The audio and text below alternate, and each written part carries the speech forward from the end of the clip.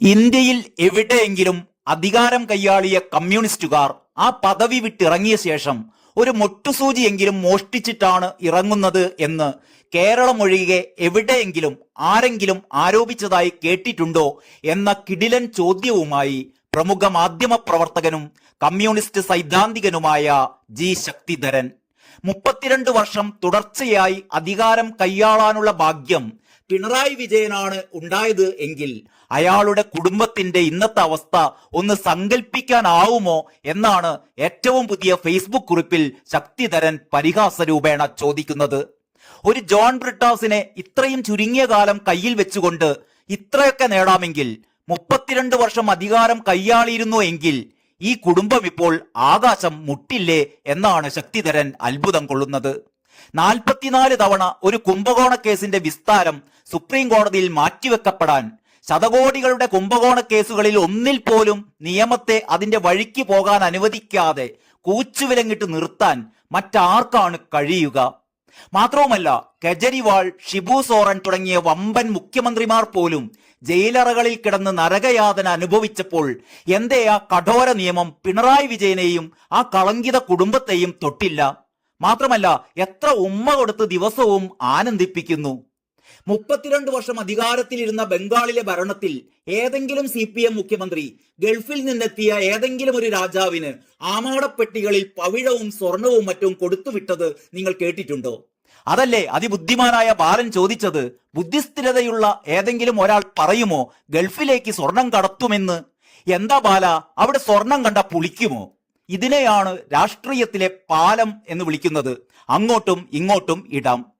RSSന്റെ ചൊൽപ്പടിക്ക് നിൽക്കാതിരുന്നെങ്കിൽ എന്താകുമായിരുന്നു മുഖ്യമന്ത്രിയുടെ കുടുംബത്തിന്റെ അവസ്ഥ? ആലോചിച്ചിട്ടുണ്ടോ? ഒരു പീക്രി പോലീസുകാരൻ ക്ലിഫ് ഹൗസിൽ കയറി കണ്ണുരുട്ടുമ്പോൾ മുഖ്യമന്ത്രി മൂത്രശങ്ക കൊണ്ട് ഓടുകയാണ്. RSS പരീക്ഷ എന്നൊന്നുണ്ടോ? ആ പരീക്ഷ ജയിക്കുന്നവരെയാണോ പോലീസ് സേനയുടെ തലപ്പത്ത് പ്രതിഷ്ഠിക്കുന്നത്? പട്ടത്തെ പ്രൗഢ രാജകൊട്ടാരത്തിന് മുമ്പിൽ ദിവസവും കണി കാണത്തക്ക വിധം രമ്യകർമ്മം നിർമ്മിച്ചുകൊണ്ടിരിക്കുന്ന ഇതേ പോലീസ് മേധാവി കൈച്ചീട്ട് മാത്രം എഴുതി കൊടുത്ത് ശതകോടികളുടെ ഇടപാട് നടത്തുമ്പോ പിണറായി വിജയ, ഞങ്ങൾ അടിമകൾ അതിനെ എതിർപ്പില്ലാതെ ആദരിക്കണം അല്ലേ? പിടിച്ച് കൈവിലങ്ങ് വെച്ച് അകത്തിടേണ്ടവനെ എന്തേ മുഖ്യമന്ത്രി തൊടുന്നില്ല? മാളിക പണിയുന്നവൻ മുഖ്യമന്ത്രിയുടെ മച്ചമ്പിയാണോ?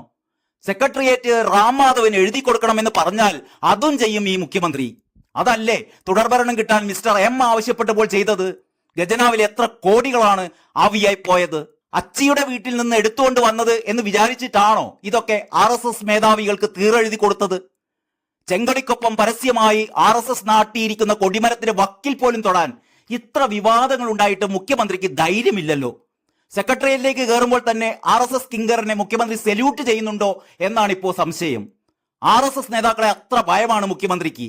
എപ്പോഴാണ് പൊക്കി അകത്തിടുന്നത് എന്നറിയില്ലല്ലോ. CPM സ്ഥാപകനായ ജ്യോതി ബസുവിന് മതേതര പാർട്ടികളെല്ലാം ചേർന്ന് ഇന്ത്യയുടെ പ്രധാനമന്ത്രി പദവി കൈവെള്ളയിൽ വെച്ച് കൊടുത്തപ്പോ അത് തത്വദീക്ഷയുടെ പേരിൽ പുല്ലുപോലെ തട്ടിത്തെറിപ്പിച്ച CPM ഇപ്പോൾ മകളെ അകത്താക്കുമെന്ന ഉമ്മാക്കിയുടെ പേരിൽ നിലത്ത് കിടന്ന് ഇഴയുകയാണോ? എത്ര ദയനീയം! അമേരിക്കയുമായി ആണവ കരാറിൽ ഒപ്പുവെച്ചാൽ പാർട്ടിയുടെ നിലപാടിന് ഗുണകരമാകില്ല എന്ന് പറഞ്ഞ് ഡോക്ടർ മൻമോഹൻ മന്ത്രിസഭയെ അട്ടിമറിക്കാൻ അതിനുള്ള പിന്തുണ പിൻവലിച്ച CPM RSSനെ പ്രീണിപ്പിക്കാൻ ഒരു പീക്രി പോലീസുകാരനെ രാജപദവിയിൽ ഇരുത്തി ആദരിക്കുന്നു. ഇതെന്ത് വിരോധാഭാസമാണ് സഖാക്കളെ? ഇതെല്ലാം ബലികുടീരങ്ങളിൽ കഴിയുന്ന യോദ്ധാക്കളുടെ ആത്മാക്കൾ കാണുന്നുണ്ട്. ഓർമ്മ വേണം. 5 എണ്ണത്തിനെ തുരുതുര കൊന്നിട്ട MP രാഘവൻ കയ്യിലുണ്ടെങ്കിലേ കേരള ഭരണം പിടിക്കാനാവൂ എന്ന് പറഞ്ഞ് സഖ്യമുണ്ടാക്കിയതുപോലെ നാളെ പുഷ്പന്റെ ഓർമ്മകൾ സാക്ഷി നിർത്തിയാലും RSS കയ്യിലുണ്ടെങ്കിലേ കേരള ഭരണം സുസ്ഥിരമാകൂ എന്ന സിദ്ധാന്തം സ്ഥാപിച്ചെടുക്കാൻ CPMന് ഒരു മനസാക്ഷിക്കുത്തും ഉണ്ടാകില്ല. അധികാരം കണ്ണൂരിലെ മാർക്സിസ്റ്റുകാർക്ക് ഭ്രാന്താണ്. അതിനുവേണ്ടി അവർ എന്തും തിരുത്തി എഴുതും. ഇത്രയുമാണ് ശക്തിധരൻ പുതിയ ഫേസ്ബുക്ക് പോസ്റ്റിലൂടെ പറയുന്നത്. നന്ദി, നമസ്കാരം.